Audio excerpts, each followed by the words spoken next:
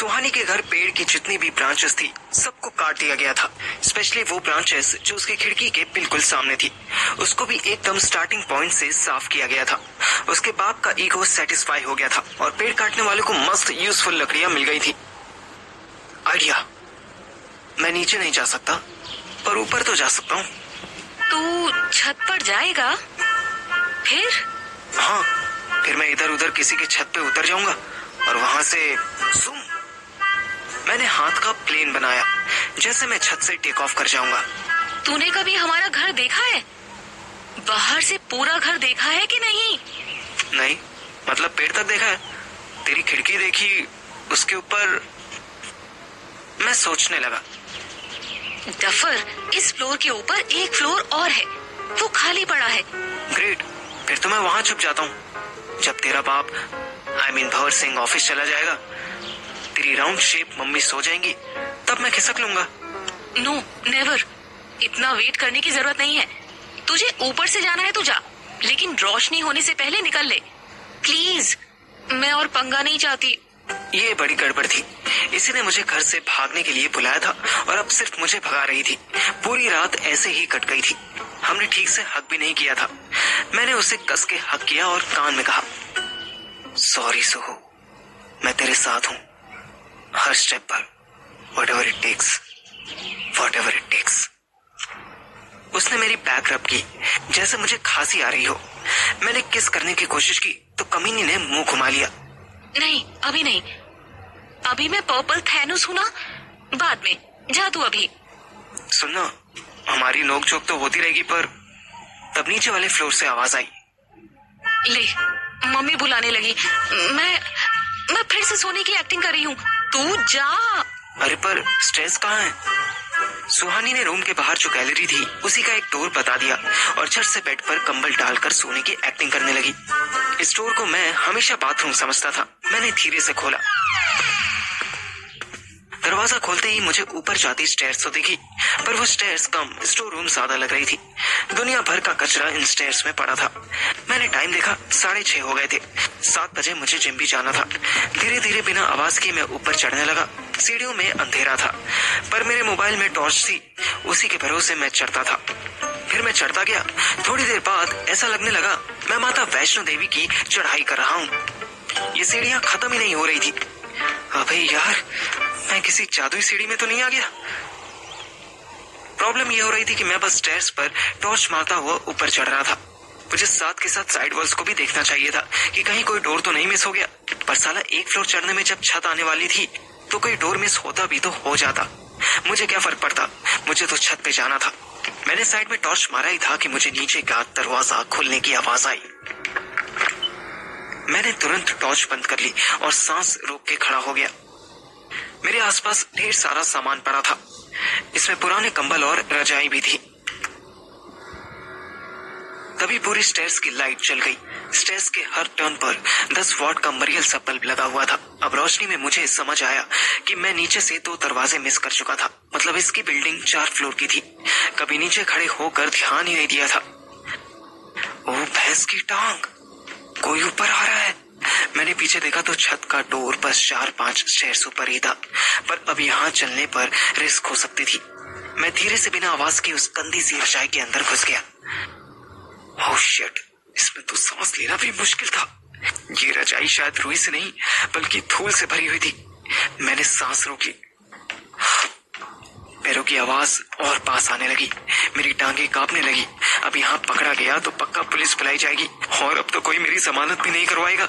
पैरों की आवाज एकदम मेरे पास आ गई। मेरा दम घुट रहा था। मुझे लग रहा था कि अगर मैंने सांस नहीं ली तो लैक ऑफ ऑक्सीजन की वजह से मारा जाऊंगा, और सांस ली तो डस्ट सूंघने से मारा जाऊंगा, और अगर बाहर निकला तो भंवरा मेरी मार लेगा। हर तरफ वायलेंस ही वायलेंस नजर आ रहा था। अचानक छत का दरवाजा खुला तो थोड़ी रोशनी अंदर आई। मैंने आंख निकालकर झांकने की कोशिश की तो मुझे ढेर सारी रोशनी दिखी, इतनी कि मेरी आंखें बर्दाश्त नहीं कर पाई। मैंने फिर आंखें बंद कर ली। अब जब तक मैं कुछ समझता, मेरे ऊपर से रजाई हटा दी गई। मारना मत, मैं बताता हूँ, मैं चोर नहीं। शांत हो जा, मैं हूँ। तू तू थी कमीनी, तो बोलती क्यों नहीं आई? क्या अनाउंसमेंट करती हुई आती? पार्थिव, जहाँ कहीं भी हो वेट करो, मैं आती हूँ। ऐसे? तू आई क्यों और कैसे? तेरी तो मम्मी बुला रही थी ना? हाँ, वो आई थी।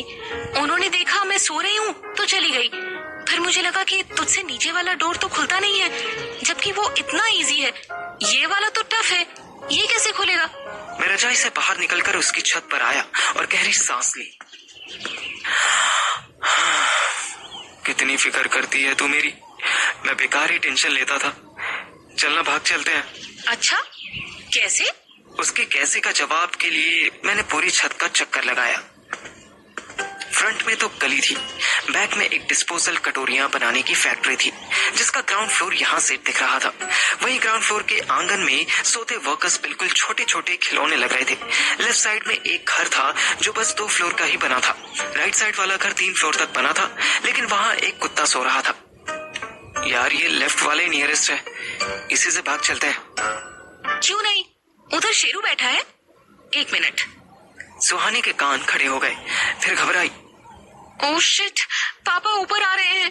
तुझे कैसे? शट अप, छुप जा कहीं, कहीं भी। अब मुझे भी ऊपर चढ़ते पैरों की आवाज आने लगी। ये आवाज भी बहुत क्रूएल थी।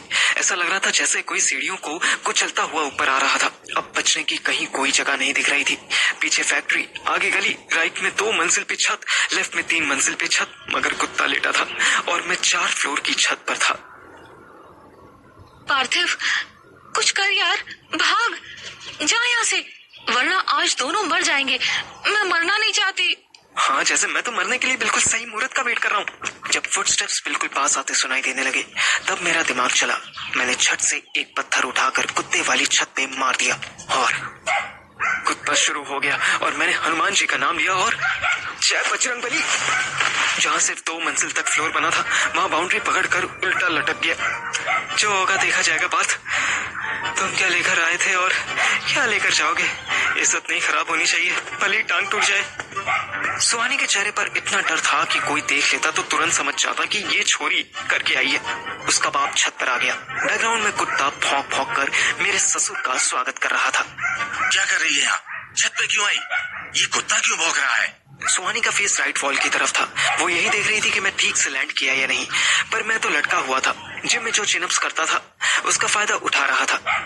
हाथ पूरी तरह दर्द हो रहे थे, जिसका पेन सुहानी के चेहरे पर दिख रहा था।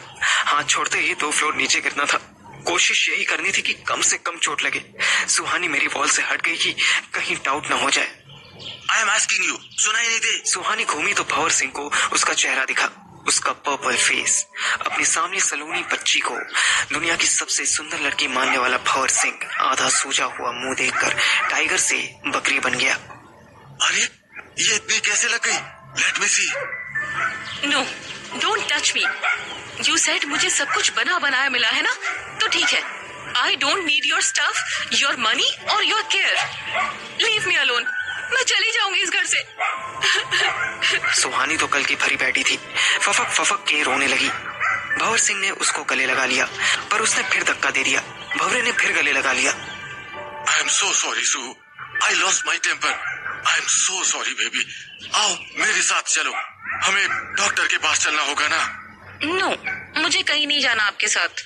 ओह माई हेज़लनट, माई बार्बी डॉल, पापा सॉरी है ना? भंवर सिंह साला ऐसे अपनी बेटी को मना रहा था जैसे कोई बॉयफ्रेंड पुचकारता हो। ऐसा अंग्रेज ससुर मिला था मुझे, पर अब मेरे हाथ की ग्रिप छूट रही थी। भंवर सिंह सुहानी को नीचे ले जा रहा था। सुहू बेबी, यहाँ भी दर्द है क्या? हाँ, वो लग गया था। अचानक से थम की आवाज आ गई। भंवर सिंह चौंक गया, सुहानी डर गई। दोनों ने एक दूसरे का चेहरा देखा। भंवर सिंह ने पहले कुत्ते वाली साइड पर झांका। अब कुत्ता आराम से बैठ गया था, फिर वो दूसरी तरफ झांकने लगा। सुहानी, इधर आओ जल्दी। सुहू बेचारी डरते डरते आगे बढ़ने लगी। उसके इमेजिनेशन में मैं लाश की तरह छत पर फैला पड़ा दिख रहा था। उसने डरते डरते नीचे झांका। That shoe? Isn't it the same shoe that bastard wearing last eve? सुहानी ने कंधे उचका दिए, पर भंवर के मन में डाउट तो आ गया कि छत पर सिर्फ एक जूता पड़ा था। पर सुहानी को अलग टेंशन थी कि जूते के अंदर से उसका पूरा बॉयफ्रेंड गायब हो गया था। वो कहाँ था?